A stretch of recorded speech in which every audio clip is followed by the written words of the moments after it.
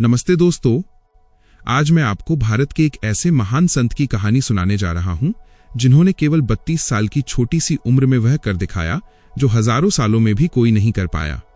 यह कहानी एक ऐसे सन्यासी की है जिसने बिना किसी हथियार के, बिना किसी सेना के पूरे भारत को एक धागे में पिरो दिया। यह कहानी है जगतगुरु आदि शंकराचार्य की। इस कहानी को केवल एक इतिहास समझकर मत सुनिएगा। इसमें आपके जीवन की हर उस समस्या का समाधान है जिससे आप आज जूझ रहे हैं, चाहे वो तनाव हो, डर हो, असफलता हो या मन की अशांति। तो चलिए समय के पहिए को थोड़ा पीछे घुमाते हैं और चलते हैं उस दौर में जब भारत में धर्म और ज्ञान की स्थिति बहुत नाजुक थी। आज से लगभग 2500 साल पहले भारत में एक अजीब सा अंधकार छाया हुआ था।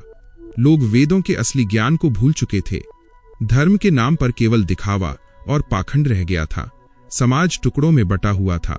अलग अलग संप्रदाय एक दूसरे से लड़ रहे थे। कोई कहता था कि कर्म ही सब कुछ है, तो कोई कहता था कि शून्यवाद ही सत्य है। आम आदमी कंफ्यूज था कि वो किसे माने और किस रास्ते पर चले। ऐसे कठिन समय में दक्षिण भारत के केरल राज्य में एक छोटा सा गांव था जिसका नाम था कालड़ी। वहां पूर्णा नदी के किनारे एक ब्राह्मण दंपति रहते थे, शिवगुरु और आर्यांबा। वे दोनों बहुत ही सात्विक और पूजा पाठ करने वाले लोग थे। उनकी बस एक ही पीड़ा थी कि उनकी कोई संतान नहीं थी। उन्होंने भगवान शिव की बहुत तपस्या की। कहते हैं कि उनकी भक्ति से प्रसन्न होकर भगवान शिव उनके सपने में आए। भगवान ने उनसे एक सवाल पूछा। उन्होंने कहा कि तुम्हें कैसा पुत्र चाहिए?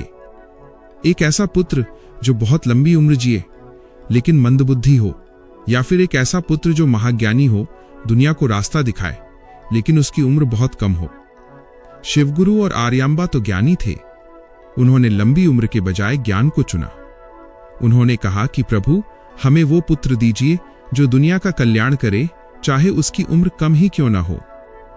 और इस तरह बैशाख मास के शुक्ल पक्ष की पंचमी तिथि को उस दिव्य बालक का जन्म हुआ जिसका नाम रखा गया शंकर। शंकर का अर्थ ही होता है शंकरोति इति। शंकर है यानी जो सबका कल्याण करे। बचपन से ही शंकर कोई साधारण बालक नहीं थे। जब बच्चे खिलौनों से खेलते थे तब शंकर वेदों के मंत्रों का उच्चारण करते थे। महज 3 साल की उम्र में उन्होंने मलयालम पढ़ना और लिखना सीख लिया था, लेकिन होनी को कुछ और ही मंजूर था। जब शंकर बहुत छोटे थे तभी उनके पिता का देहांत हो गया। अब घर में केवल बूढ़ी मां आर्यांबा और नन्हा शंकर रह गए।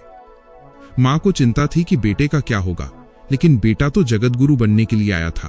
5 साल की उम्र में उनका उपनयन संस्कार हुआ और 8 साल की उम्र तक आते आते उन्होंने चारों वेदों का ज्ञान प्राप्त कर लिया। आप कल्पना कीजिए, आज 8 साल का बच्चा ठीक से स्कूल का बस्ता नहीं उठा पाता और उस बालक ने वेदों का सार समझ लिया था। शंकर के मन में बचपन से ही वैराग्य था।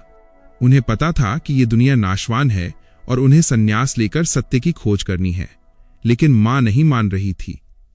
मां कहती थी कि बेटा, अगर तू सन्यासी बन गया तो मेरे मरने के बाद मेरा अंतिम संस्कार कौन करेगा? मैं अकेली कैसे रहूंगी? शंकर अपनी मां को बहुत प्यार करते थे, इसलिए वे मां की आज्ञा के बिना घर नहीं छोड़ना चाहते थे। तभी एक दिन एक ऐसी घटना घटी जिसने शंकर के जीवन की दिशा बदल दी। इसे संयोग कहें या ईश्वर की लीला। एक दिन शंकर अपनी मां के साथ नदी में स्नान करने गए। नदी में पानी बहुत गहरा था। अचानक एक मगरमच्छ ने शंकर का पैर पकड़ लिया। शंकर पानी में डूबने लगे। मां किनारे पर खड़ी होकर चिल्लाने लगी। वो असहाय थी, कुछ नहीं कर पा रही थी। शंकर ने पानी के अंदर से ही मां को आवाज लगाई और कहा कि मां, ये मगरमच्छ मुझे खा जाएगा। मेरा जीवन अब खत्म होने वाला है, लेकिन अगर तुम मुझे अभी इसी वक्त संन्यास लेने की अनुमति दे दो तो शायद मेरी जान बच जाए, या कम से कम मैं सन्यासी होकर मरूंगा तो मुझे मोक्ष मिल जाएगा। इसे आपद संन्यास कहते हैं। मरता क्या न करता। मां ने रोते हुए कह दिया कि जा बेटा, मैंने तुझे सन्यास लेने की अनुमति दी, तू सन्यासी बन जा। जैसे ही मां ने ये कहा, चमत्कार हुआ। मगरमच्छ ने शंकर का पैर छोड़ दिया और पानी में गायब हो गया। शंकर नदी से बाहर आए। अब वे एक बालक नहीं बल्कि एक सन्यासी बन चुके थे। लेकिन घर छोड़ने से पहले उन्होंने अपनी मां को एक वचन दिया। उन्होंने कहा कि मां, तुमने मुझे सन्यास तो दे दिया, लेकिन मैं तुम्हें वचन देता हूं कि जब तुम्हारी मृत्यु का समय आएगा तो मैं दुनिया के किसी भी कोने में रहूं, मुझे पता चल जाएगा और मैं तुम्हारा अंतिम संस्कार करने जरूर आऊंगा। सन्यासियों को अंतिम संस्कार करने की इजाजत नहीं होती, लेकिन मैं तुम्हारे लिए इस नियम को भी तोड़ दूंगा। इसके बाद 8 साल का वो बालक नंगे पैर घर से निकल पड़ा, उत्तर दिशा की ओर, गुरु की खोज में। वे केरल से चलते चलते मध्य प्रदेश के ओंकारेश्वर पहुंचे। वहां नर्मदा नदी के किनारे एक गुफा में महान योगी गोविंद भगवत पाद रहते थे। शंकर उस गुफा के बाहर खड़े हो गए। जब गोविंद भगवत पाद ने उनकी आहट सुनी तो उन्होंने अंदर से पूछा कि तुम कौन हो। इस सवाल का जो जवाब नन्हे शंकर ने दिया वो आज भी वेदांत का सबसे बड़ा रत्न माना जाता है। इसे निर्वाण षटकम या आत्म षटकम कहते हैं। शंकर ने ये नहीं कहा कि मैं शंकर हूं या मैं ब्राह्मण हूं या मैं केरल से आया हूं। उन्होंने संस्कृत में कहा, मनोबुद्धि अहंकार चेतानी नाह न च श्रोत्र जिह्वे न च घ्राण नेत्रे न च व्योम भूमिर न तेजो न वायु चिदानंद रूपः। इसका अर्थ है कि न मैं मन हूं, न बुद्धि हूं, न अहंकार हूं और न ही चित्त हूं। न मैं कान हूं, न जीभ, न नाक और न आंख। न मैं आकाश हूं, न धरती, न आग और न हवा। मैं तो शुद्ध चेतना हूं। मैं आनंद स्वरूप हूं। मैं शिव हूं। मैं शिव हूं। गुरु गोविंद भगवत पाद ये सुनकर हैरान रह गए। उन्होंने समझ लिया कि यह कोई साधारण बालक नहीं है, बल्कि साक्षात शिव का अवतार है। उन्होंने शंकर को अपना शिष्य बना लिया। गुरु के आश्रम में रहकर शंकर ने योग और वेदांत की गहरी शिक्षा ली। शिक्षा पूरी होने के बाद गुरु ने उन्हें आदेश दिया कि शंकर, अब तुम काशी जाओ और वहां जाकर ब्रह्म सूत्र, उपनिषद और गीता पर भाष्य लिखो। वेदों के लुप्त हो चुके ज्ञान को फिर से दुनिया के सामने लाओ और अद्वैत वेदांत का प्रचार करो। गुरु की आज्ञा पाकर शंकर काशी यानी वाराणसी के लिए निकल पड़े। काशी में शंकर के जीवन की एक और बहुत प्रसिद्ध घटना हुई जिसने उन्हें समानता का पाठ पढ़ाया। एक दिन शंकर गंगा स्नान करके मंदिर की ओर जा रहे थे। रास्ते में उन्हें एक चांडाल मिला। उस जमाने में चांडाल उन्हें कहा जाता था जो श्मशान में काम करते थे और उन्हें अछूत माना जाता था। वो चांडाल अपने 4 कुत्तों के साथ रास्ता रोके खड़ा था। शंकर ने उसे देखकर कहा कि ये भाई, रास्ते से हट जाओ। उस चांडाल ने शंकर को रोका और पूछा कि हे महान सन्यासी, आप किसे हटने के लिए कह रहे हैं? क्या आप इस शरीर को हटने के लिए कह रहे हैं? अगर शरीर को हटने के लिए कह रहे हैं तो आपका शरीर और मेरा शरीर दोनों एक ही मिट्टी और 5 तत्वों से बने हैं। उनमें क्या फर्क है? और अगर आप मेरी आत्मा को हटने के लिए कह रहे हैं तो जो आत्मा आपके अंदर है वही आत्मा मेरे अंदर भी है। आत्मा तो सर्वव्यापी है, वो कैसे हट सकती है? यह सुनकर शंकर सन्न रह गए। उन्हें एहसास हुआ कि यह कोई साधारण चांडाल नहीं है। उन्होंने तुरंत उस चांडाल के चरणों में दंडवत प्रणाम किया। उन्होंने महसूस किया कि ब्रह्म ज्ञान सिर्फ किताबों में नहीं है, बल्कि हर जीव में उसी एक ईश्वर को देखना ही असली ज्ञान है। कहते हैं कि वो चांडाल और कोई नहीं बल्कि स्वयं भगवान शिव थे जो शंकर की परीक्षा लेने आए थे। इस घटना के बाद शंकर ने मनीषा पंचकम की रचना की, जिसमें उन्होंने कहा कि जो भी व्यक्ति इस एकता को जानता है, चाहे वो ब्राह्मण हो या चांडाल, वो मेरा गुरु है। इसके बाद शंकर ने अपने जीवन का सबसे बड़ा मिशन शुरू किया, शास्त्रार्थ। उस समय भारत में कर्मकांड का बहुत बोलबाला था। लोग मानते थे कि यज्ञ और हवन करने से ही सब कुछ मिल जाता है, ज्ञान की कोई जरूरत नहीं है। इस विचारधारा के सबसे बड़े विद्वान थे मंडन मिश्र। मंडन मिश्र के बारे में कहा जाता था कि उनके घर के पिंजरे में बंद तोते और मैना भी वेदों पर चर्चा करते थे। शंकराचार्य मंडन मिश्र के घर पहुंचे। वहां दोनों के बीच एक ऐतिहासिक बहस हुई। शर्त यह रखी गई कि जो हारेगा वो दूसरे का शिष्य बन जाएगा और उसकी जीवन शैली अपना लेगा। इस बहस की जज बनी मंडन मिश्र की पत्नी उभय भारती, जो खुद बहुत बड़ी विदुषी थी। कई दिनों तक बहस चली। अंत में मंडन मिश्र को यह मानना पड़ा कि सिर्फ कर्मकांड से मुक्ति नहीं मिल सकती, आत्मज्ञान जरूरी है। मंडन मिश्र हार गए और उन्होंने संन्यास ले लिया। वे बाद में सुरेश्वराचार्य के नाम से प्रसिद्ध हुए और शंकराचार्य के सबसे प्रमुख शिष्यों में से एक बने। लेकिन अभी कहानी खत्म नहीं हुई थी। मंडन मिश्र की पत्नी उभय भारती ने कहा कि अभी आपने केवल मेरे पति को हराया है, मैं उनकी अर्धांगिनी हूं, मुझे हराए बिना आपकी जीत अधूरी है। उभय भारती ने शंकराचार्य से गृहस्थ जीवन और काम कला पर सवाल पूछने शुरू किए। शंकराचार्य तो बाल ब्रह्मचारी थे, उन्हें गृहस्थ जीवन का कोई अनुभव नहीं था।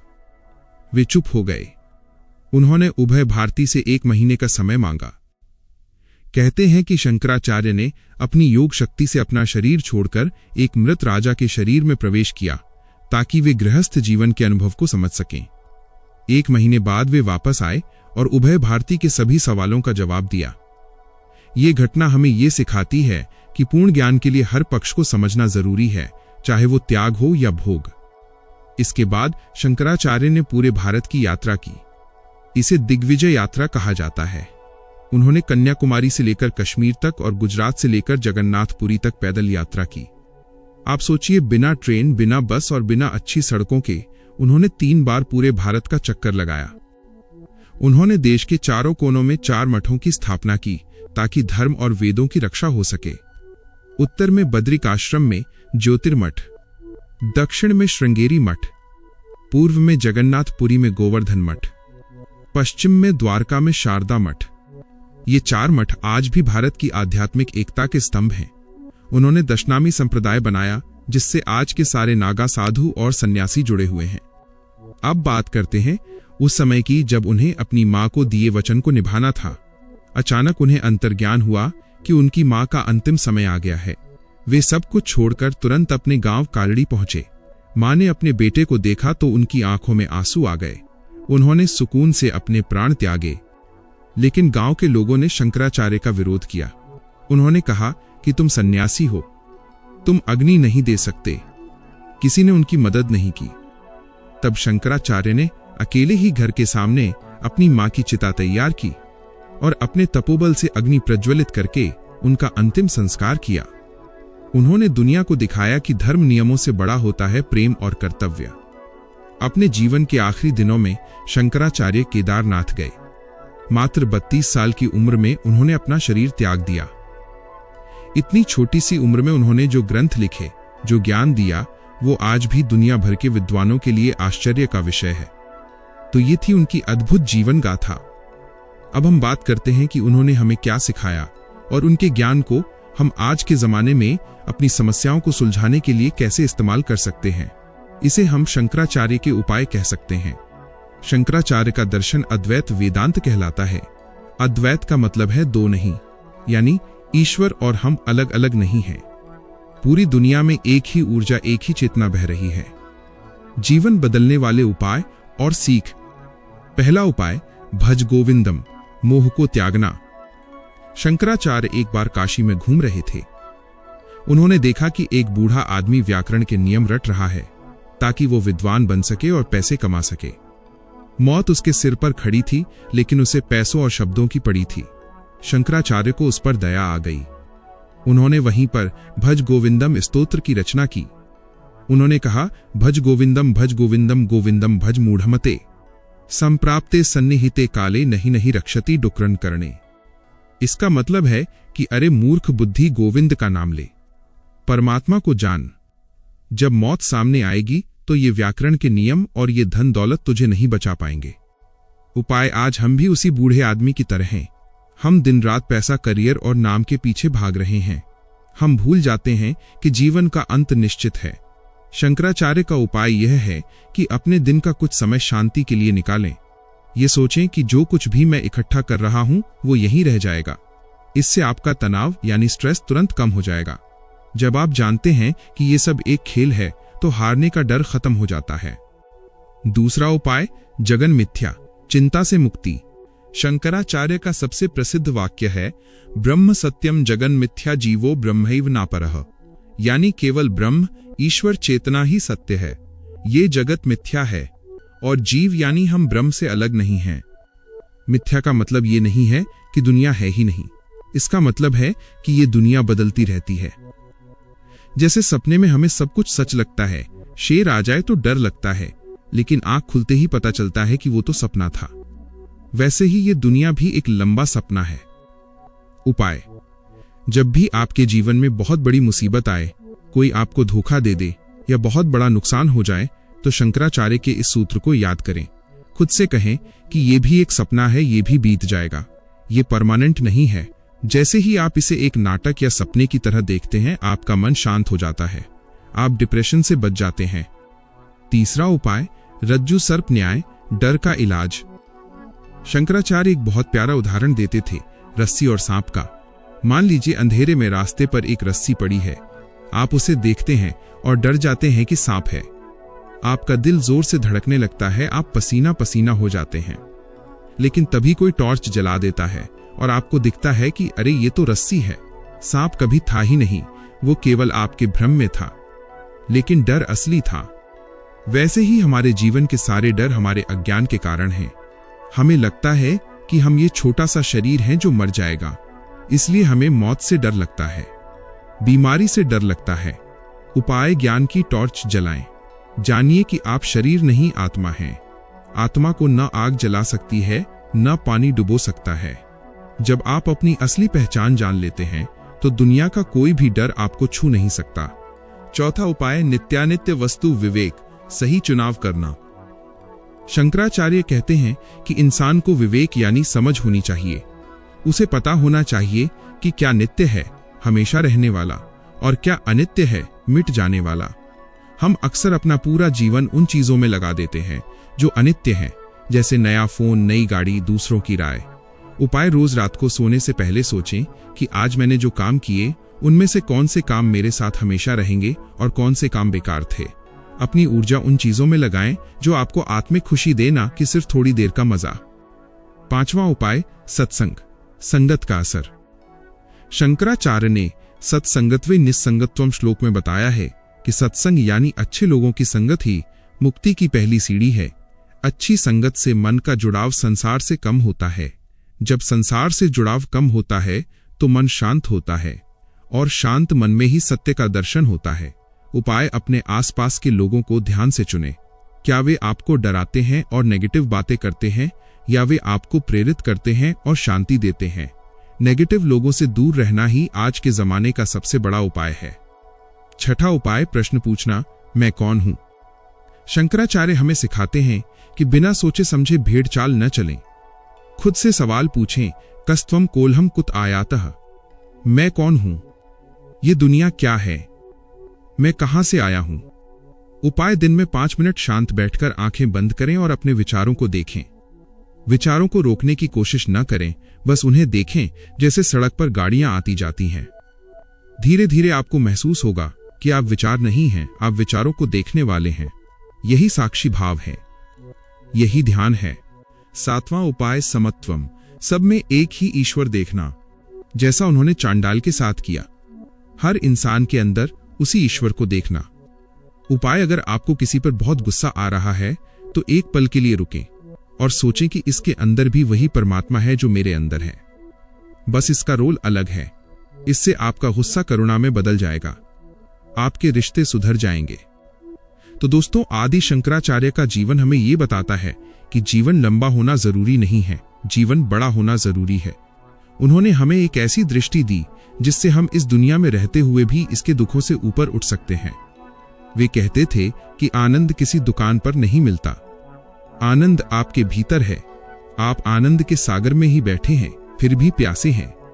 अपनी अज्ञानता की पट्टी को हटाइए और देखिए कि आप खुद शिव स्वरूप हैं।